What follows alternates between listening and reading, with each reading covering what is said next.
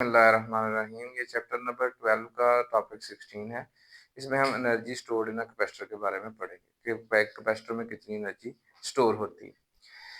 अच्छा, ये आपके पास कैपेसिटर की प्लेट्स हैं जिनमें से ईच का एरिया ए है और ये एक डी फासले पे पड़ी हुई है। हमने इसको बैटरी के साथ जो मुंसलिक किया है, जैसे ही हम ये जो स्विच है इसको क्लोज करेंगे तो आपको पता है कि इनकी चार्जिंग शुरू हो जानी है। अभी इनके ऊपर कोई चार्ज नहीं है, ठीक है। तो इन प्लेट्स के दरमियान जो पोटेंशियल का फर्क है वो जीरो है, यानी इस वक्त अगर पोटेंशियल कहा जाए वो 0 वोल्ट है।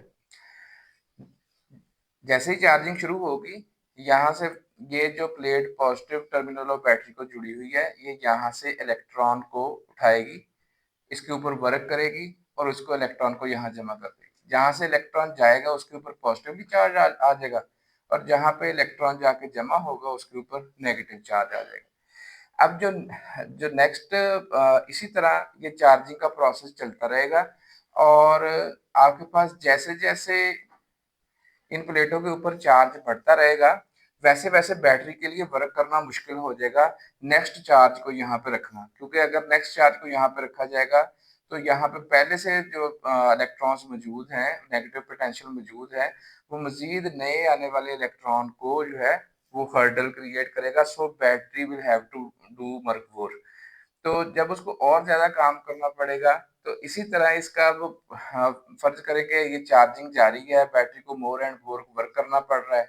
जितना उस प्लेट के ऊपर पॉजिटिव चार्ज आया, उतना इस प्लेट के ऊपर नेगेटिव चार्ज आया। तो इवेंचुअली पोटेंशियल डिफरेंस इनका साथ-साथ बढ़ रहा है, साथ-साथ इनके के दरमियान जो इलेक्ट्रिक फील्ड है वो बढ़ रही है और फाइनली जो पोटेंशियल हो गया, वो अब V वोल्ट हो गया बिटवीन दीज़ प्लेट्स। क्योंकि जैसे-जैसे ये चार्ज ऑन द प्लेट्स बढ़ेगा, वैसे-वैसे पोटेंशियल बिटवीन द प्लेट्स जो है वो बढ़ता रहेगा। तो अगर हमने ये देखना है कि इस कैपेसिटर में कितनी एनर्जी स्टोर हुई है, तो हमें वर्क की जो बेसिक डेफिनेशन है वहाँ पे जाना पड़ेगा कि हमें ये देखना पड़ेगा कि ये बैटरी वर्क कितना कर रही है, क्योंकि एक्चुअली बैटरी जितना वर्क कर रहेगी वही एनर्जी इस कैपेसिटर में क्या होनी है, स्टोर होनी है। अच्छा, अब वर्क आपको पास पता है कि ये Q इंटू डेल्टा वी के इक्वल होता है। अच्छा, ये पोटेंशियल का फ़र्क है और ये Q वो चार्ज है जो कि पोटेंशियल के फ़र्क डेल्टा वी में जो है मूव करता है या बैटरी उसको मूव करवाती है। अच्छा, अब आप देखेंगे जो शुरू वाला चार्ज हम लेके आए हैं ना, उसके लिए बैटरी को ज़्यादा काम नहीं करना पड़ा, क्योंकि उस वक़्त तो पोटेंशियल था 0 और और एंड पे जाके बैटरी को बहुत ज़्यादा काम करना पड़ा, क्योंकि उस वक़्त उसने चार्ज को वी पोटेंशियल पे स्वीप करवाना था, यानी उस वक़्त उसको मोर वर्क जो है वो करना पड़ा। तो हर चार्ज के लिए डेल्टा वी उसको नहीं ऊपर लेके जाना पड़ा। तो हम इसीलिए यहाँ पे जो है वो जो डेल्टा वी है वो वी के बराबर नहीं लेंगे, बल्कि हम एवरेज वोल्टेज ले लेंगे कि इनिशियली जो प्लेटों के दरमियान पोटेंशियल है वो 0 वोल्ट है और फाइनली जो है वो वी वोल्ट हो गया और एवरेज के लिए हम उसकी इनिशियल वैल्यू और फाइनल वैल्यू प्लस करके डिवाइडेड बाय 2 कर देंगे। तो हमारे पास जो work done by the battery है वो हाफ Q इंटू वी हमें हासिल हुआ। अच्छा, अब हमें पता है जैसे Q डायरेक्टली प्रोपोर्शनल V होता है, जब उसको हम प्रोपोर्शनलिटी को क्वालिटी में चेंज करते हैं तो ये कैपेसिटर की इक्वेशन है Q is equal to C into v. तो हम यहाँ पे Q की बजाय हम उसकी जो वैल्यू है C इंटू वी वो अगर पुट कर दें तो आपके पास ये फार्मूला बन जाएगा हाफ सी वी स्केयर, जो कि work done by the battery है या energy stored in a capacitor है।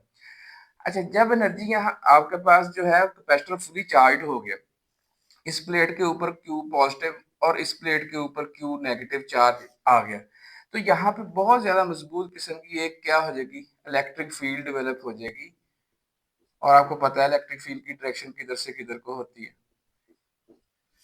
अब अगर हम चाहते हैं कि हम जो अपना आंसर है उसको इलेक्ट्रिक फील्ड की फॉर्म में एक्सप्रेस करें, तो आप ये देखें कि ये जो सी कैपेसिटेंस ऑफ द कैपेसिटर लिखी हुई है, तो कैपेसिटर ऑफ द कैपेसिटेंस जो ये क्योंकि पैरेलल प्लेट कैपेसिटर है, इसकी कैपेसिटेंस का हम फार्मूला पहले पढ़ चुके हैं, epsilon r into epsilon naught into a over d. अच्छा, ये हम सी की वैल्यू इसमें पुट करेंगे और वी की वैल्यू के लिए देखें, आपने electric field as a potential gradient पढ़ा हुआ है, E is equal to minus delta v by delta r. ये V वोल्टेज का फर्क है बिटवीन द प्लेट्स जब वो फुली चार्ज हो चुका है, ठीक है, तो वो V है पोटेंशियल का डिफरेंस। ओवर ये डेल्टा आर फासला होता है, ये इनके दरमियान फासला डी है। सो हमने डेल्टा आर को डी पुट कर दिया। सो हमारे पास E is equal to v over d, और अगर हम यहाँ से V की वैल्यू निकालें तो ये E मल्टीप्लाई डी आएगी। तो आपने ये V की वैल्यू और ये C की वैल्यू जो है यहाँ पुट कर दी, C की वैल्यू यहाँ, V की वैल्यू यहाँ, ये हमने पुट कर दी। अच्छा, अब यहाँ पे देखें कि ये जो V की वैल्यू थी, V का असल में स्केयर था, जब इसका स्केयर खुलेगा तो ये D का भी स्केयर और E का भी स्केयर। अच्छा, देन ये जो ए सिंगल डी है ये इससे कट जाएगा, आपके पास ये फार्मूला आएगा half epsilon r epsilon naught a into d into E square. अच्छा, अब ये एनर्जी स्टोर्ड का एक और फार्मूला आ गया, यानी हमारे पास बाद न्यूमेरिकल्स में ये फार्मूला इस्तेमाल होगा हाफ सी वी स्केयर वाला, और क्योंकि ये फार्मूला भी वहीं से ड्राइव किया है, बाद जो है न्यूमेरिकल्स में ये वाला फार्मूला जो है वो इस्तेमाल होगा। अच्छा, अब एनर्जी डेंसिटी क्या होती है कि energy stored over volume, energy stored per unit volume. तो यही जो एनर्जी स्टोर हुई है, अगर इसको कैपेसिटर के वॉल्यूम पे डिवाइड कर दिया जाए, अब कैपेसिटर का वॉल्यूम देखें, कैपेसिटर ऐसे ही है जैसे हमारे पास ये कमरा है, ठीक है।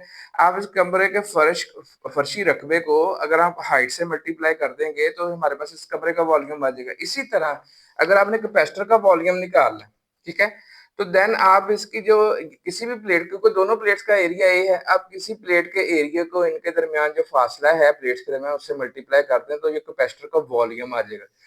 तो हमने ये देखे ए इंटू डी इसके वॉल्यूम पे डिवाइड कर दिया। अब ए इंटू डी ऊपर भी मौजूद है और नीचे भी मौजूद है, ये कट गए, आपके पास एनर्जी डेंसिटी का फार्मूला आ गया half epsilon r epsilon naught into E square. तो हमने ये एनर्जी स्टोर का फार्मूला भी इलेक्ट्रिक फील्ड में एक्सप्रेस कर दिया, एनर्जी डेंसिटी का फार्मूला भी आप देखें इसमें एक्सप्रेस कर दिया, और ये इसका बेसिक फार्मूला था जो एनर्जी स्टोर्ड इन कैपेसिटर का, that is half C V square. चले मिलते हैं फिर नेक्स्ट टॉपिक के साथ। बहुत शुक्रिया।